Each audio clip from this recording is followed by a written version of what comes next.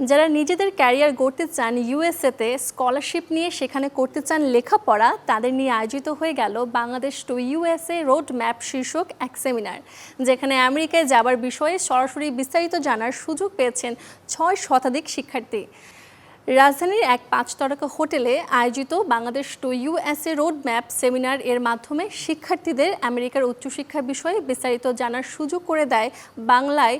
IELTS and immigration centre. সেমিনারে শিক্ষার্থীদের পাশাপাশি অংশ নেন দেশি বিদেশি অতিথিরা, যেখানে উপস্থিত ছিলেন আমেরিকার ওয়েবস্টার ইউনিভার্সিটির ইন্টারন্যাশনাল অ্যাডমিশন ও business development director Bell Rin পলভিনা,